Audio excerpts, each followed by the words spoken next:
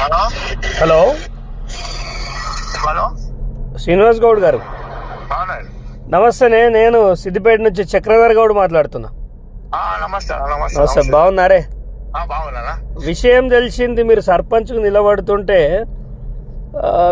మిమ్మల్ని కొంచెం వాళ్ళు మైనంపల్లి హనుమంతరావు నువ్వెట్లా నిలబడతావు, నువ్వు పక్క ఓడిపోతావు, నేను సర్వే చేయించిన అంటుండట. అన్నది కానీ నేను ఏమైనా అయితే మాకు ఏమైందంటే ఇక అన్నను ఫస్ట్ చెప్పినావు, అన్న నువ్వు డ్రాప్ గా నువ్వు ఆయనకు సీట్ ఆయనకి ఇప్పుడు ఒకసారి ఛాన్స్ ఇద్దాము, నువ్వు డ్రాప్ గా నీకు వేరే ఏదైనా ఇస్తా ఇది అని అన్నాడు. నేనేమన్నా అన్న నేను 30 ఏళ్ళ నుంచి నేను కాంగ్రెస్ పార్టీలో పనిచేస్తున్నాను, నేను నిలవడనన్నా ఏదని చెప్పి అనగానే సరే కొంచెం అన్నాడు కానీ మనం ఏదో లైట్ తీసుకోవాలి అని చెప్పి సభ్యులు ఊరుకునేది. ఎందుకు తీసుకుంటావన్నా? నువ్వు హార్డ్ వర్కర్, ఇన్నేళ్ళు పార్టీకి పనిచేసినావు. సరే, మనం పార్టీలు వేరైనా, నేను చేసి వచ్చిన పార్టీ అది కూడా కాదంటలేదు. కానీ ఒక మరి వాళ్ళకే ఇచ్చటోనికి రెడ్డోనికి జడ్పీటీసో ఎంపీటీసో ఇచ్చుకోమని కదా.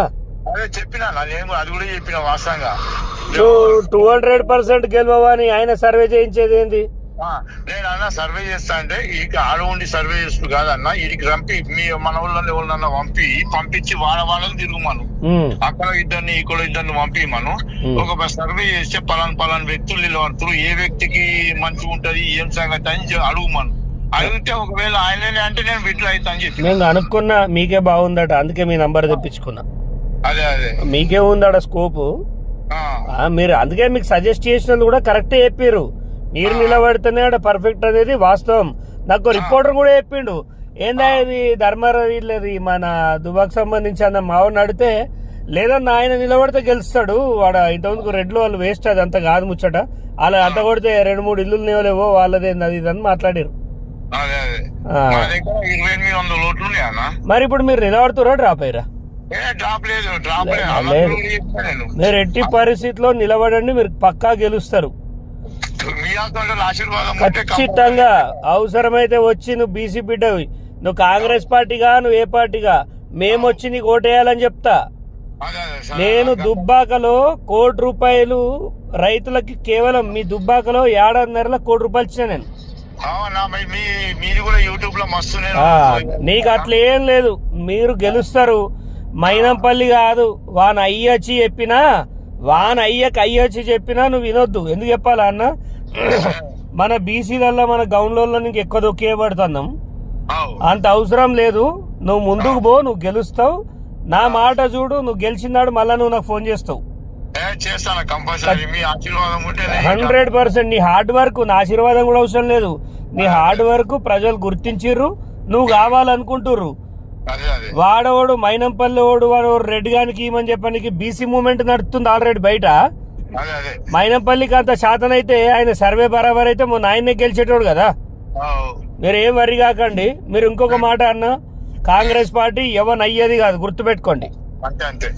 ఎప్పటి నిన్నగాక మొన్న వచ్చిండు మైనంపల్లి. మీరంతా హార్డ్ వర్కర్స్, నిజమైన కార్యకర్తలకి న్యాయం జరగాలని నేను రేవంత్ రెడ్డి గారిని కలిసినప్పుడు చెప్పిన. అన్న, గ్రౌండ్ లో చాలా చండాలంగా ఉంది మా దగ్గర సిద్దిపేట జిల్లా మొత్తం. మీరు దయచేసి గ్రౌండ్ లో అది చేయాలన్నా అని చెప్తే అది ఓర్వలేక ఈ కొంతమంది దొంగనా కొడుకులు అంతా కలిసి అది చేసిర్రు. లేకపోతే నేను పార్టీలోకి వెళ్ళి వచ్చేది కాకుండే. ఇది ఇప్పుడు ఈ హనుమంతన్న కూడా టీఆర్ఎస్ నుంచి కాంగ్రెస్ లో కాగానే టికెట్ ఇచ్చారు, ఈయన కూడా అదే పొజిషన్ లో పోతుండు. ఇగో అన్న, నెక్స్ట్ ఎలక్షన్స్ కి అట్లా జరిగాయి. వాడేదో 100 కోట్లు పెడతా, 200 కోట్లు పెడతా, వాడిని ఈకలు పెట్టుకొని వాడికి ఆయనకి అంత దమ్ముంటే అప్పుడే మల్కాజ్గిరిలో ఖర్చు పెట్టి పీకుడు గాడు గెలవలేకపోయిండు, అన్ని ఏతులు దెంగుడు గాని. నువ్వు గెలుస్తావు, నువ్వు డ్రాప్ కావద్దు చెప్తానా. లేదు, నా మద్దతు 100% ఉంటుంది. నా నంబర్ సేవ్ చేసుకో. నీకు ఎవడు దమ్కి ఇచ్చినా వాని గుద్దలు దమ్ చేస్తా నేను. నువ్వు గెలవాలి, ఒక గౌడ బిడ్డగా నువ్వు గెలిచి గౌండ్లు రాజకీయాల్లో పాత్ర పోషించాలనేది నా కళ. దానికోసం నేను ఎంతో మంది మార్బలన్నైనా దించుతా నీకోసం. ఓకేనా? థ్యాంక్ యూ అన్న. నమస్తేనే.